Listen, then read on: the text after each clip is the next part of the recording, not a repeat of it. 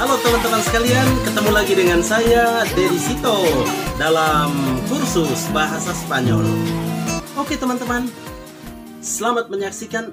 Jangan lupa yuk, sebelum kamu mulai nonton video ini, jangan lupa tekan di tombol subscribe.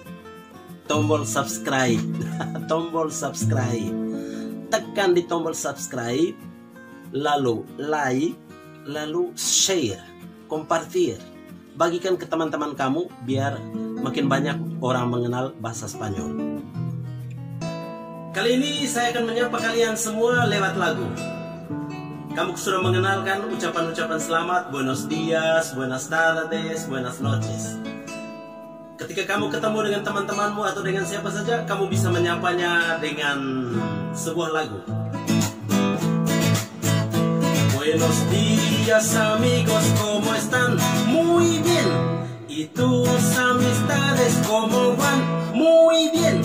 Haremos lo posible para ser buenos amigos. Buenos días amigos, ¿cómo están? Muy bien. Buenas tardes amigos, ¿cómo están? Muy bien.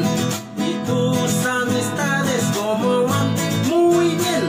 Haremos lo posible para ser buenos amigos. Buenas tardes amigos, ¿cómo están? Muy bien. Enak kan? Belajar sambil menyanyi.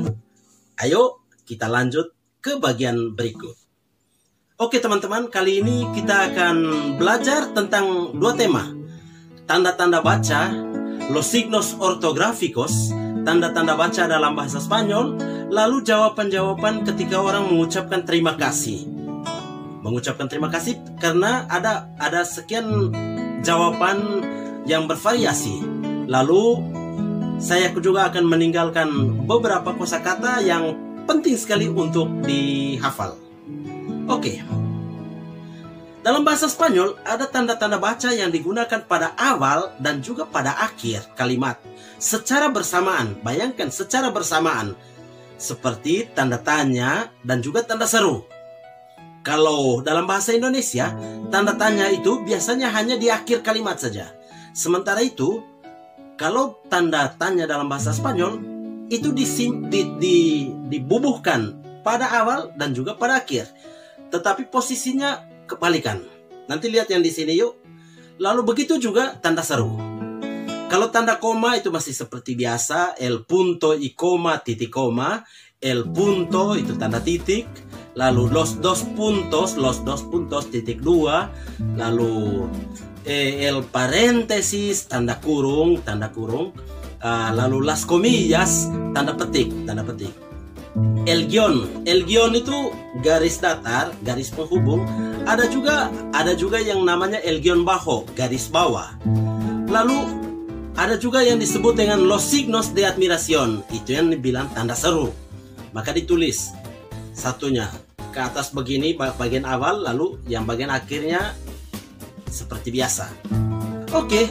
Lalu yang lainnya tanda titik seperti biasa, titik-titik itu los supersivos. Oke, los puntos supersivos. Lalu ada juga yang dinamakan el acento. Itu garis miring atau tanda petik yang terdapat di atas sebuah huruf. Dan itu sangat menentukan dalam cara kita membaca. Ini umumnya terdapat di semua kata yang berakhiran on atau juga cion, ditulis cion. Lihat di sini penjelasannya itu. Ketika ada kata yang memiliki asento, maka penekanan pembacaan itu selalu terdapat pada bagian yang ada tanda asento itu, tanda petik itu. Nah, nanti lihat di sebelah sini contoh kata-katanya ada admiración, interrogación, lalu globalisación, modernisación, dan lain-lain, dan sion-sion lainnya. Kalau ada tanda petik di bagian atas salah satu huruf, maka penekanan pembacaannya itu ada di situ. Tanda asento juga terdapat pada kata-kata benda tertentu, yang tidak berakhiran on atau sion. juga terdapat pada kata-kata kerja tertentu yang setelah dilakukan konjugasi atau perubahan seturut waktu dan subjek. Itu kan? Yuk kita lanjut lagi. Saya mengajak teman-teman sekalian untuk menghafal kata-kata yang ada di samping ini. Kata-kata yang memiliki asento, memiliki el acento. Umumnya cara membaca dalam bahasa Spanyol itu kalau tidak ada asento, maka penekanannya bunyi yang lebih keras itu selalu ada pada dua suku kata terakhir dari belakang. Artinya dua suku kata dari belakang atau suku kata kedua dari belakang. Misalnya, kamu lihat di sini, misalnya kata misalnya igualmente, maka penekanannya itu ada di suku kata me, igualmente. Orang tidak akan menyebutnya igualmente, tidak, igualmente, begitu. Muchísimas gracias ada di penekanan pertamanya, di bagian suku kata kedua dari terakhir. Lalu kalau yang namanya ada acento, itu pasti penekanannya ada di situ. Contoh, el avión. Mereka tidak akan menyebut seperti el avión. Tidak, el avión. La canción. El colchón. El melón. El salón. La confusión. El país. Ini juga penting.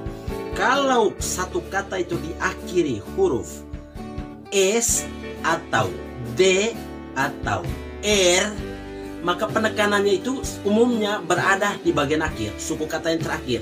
Contoh, el país. Tapi kalau yang el país itu karena ada acento di atas i-nya. Lihat di sini, el país.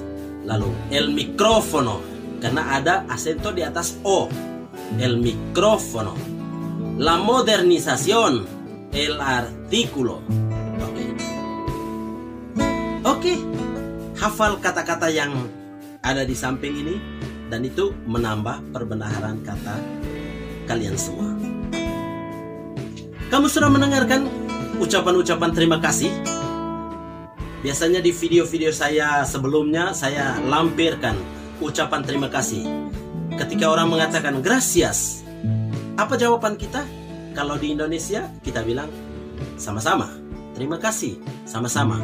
Tapi hanya itu saja, tidak ada yang lain. Tetapi dalam bahasa Spanyol ada variasi, ada jawaban-jawaban lain. Misalnya, kalau orang bilang terima kasih, gracias. Kalau bilang muchas gracias, maka terima kasih banyak, muchas gracias. Oke, ketika orang bilang muchas gracias, maka jawabannya igualmente, atau no hay de qué, atau no por favor, no por favor, no por favor. Dia merasa tidak layak untuk menerima ucapan terima kasih itu. No por favor. Itu ucapan yang sangat rendah hati. Lalu, atau kalau tidak, ketika orang menyebut gracias, bisa saja jawabannya de nada. Perhatikan ucapan huruf D. Gracias, de nada. Bukan de nada. De nada. Lalu bisa juga dengan menjawab no hay por qué, no hay de qué, atau no hay por qué. Begitu. Kalau orang bilang gracias, no por favor, no hay por qué. Gracias, no hay de qué. Gracias, no por favor, de nada, igualmente. Oke. Sekarang sudah tahu kan? Belajar, lanjut yuk. Oke teman-teman, kali ini saya coba menyentuh tema tentang kata ganti subjek. Kata ganti subjek.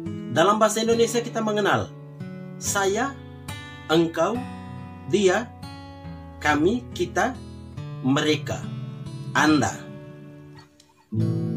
Dalam bahasa Indonesia hampir tidak ada pembedaan antara dia laki-laki, dia perempuan. Paling kita cuma menambahkan dia laki-laki, dia perempuan. Kalau dalam bahasa Spanyol ada perbedaan yang sangat jelas. Oke. Maka kita mulai dengan saya. Saya dalam bahasa Spanyol itu yo. Ditulis yo.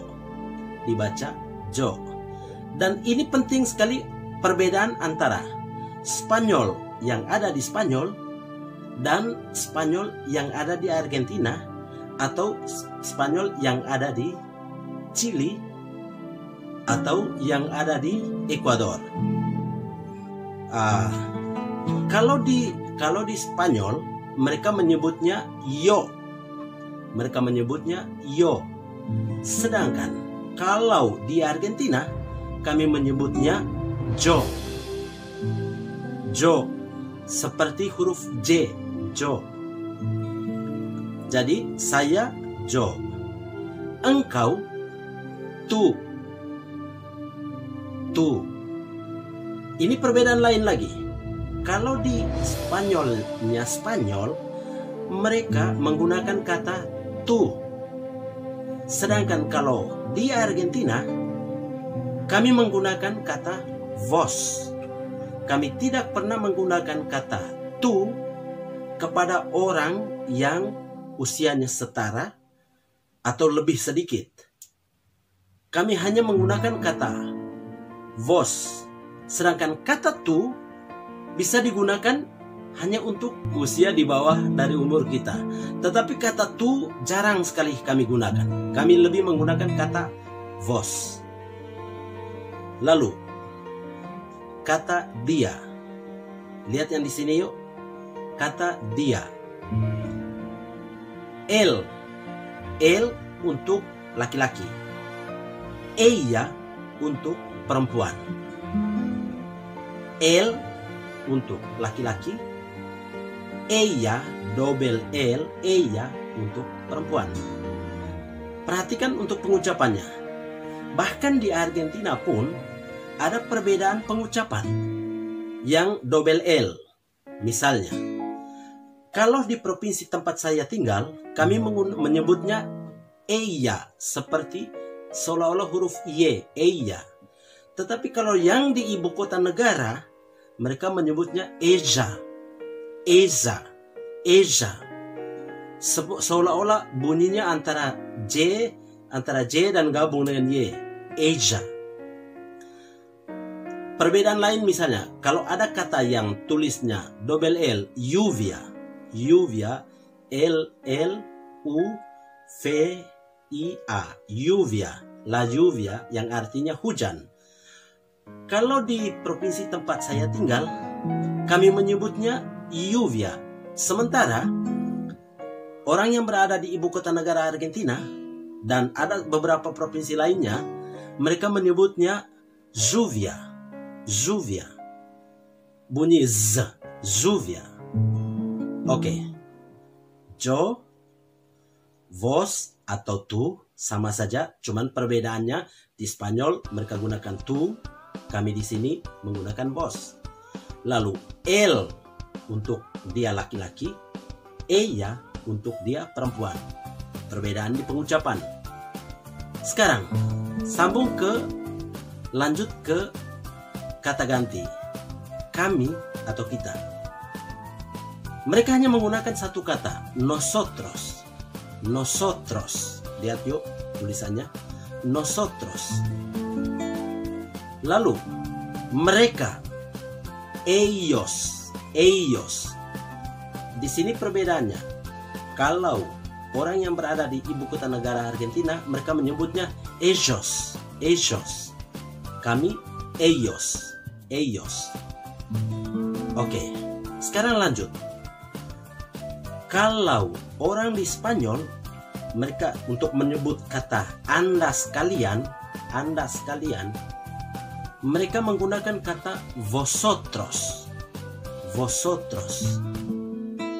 Sedangkan di Argentina atau mungkin juga Paraguay, Chili, ada beberapa negara lain, kami menggunakan ustedes. Ustedes. Dan itu sangat mempengaruhi juga perubahan kata. Waktu dibuat perubahan kata antara vos dan tu, antara vosotros dan ustedes.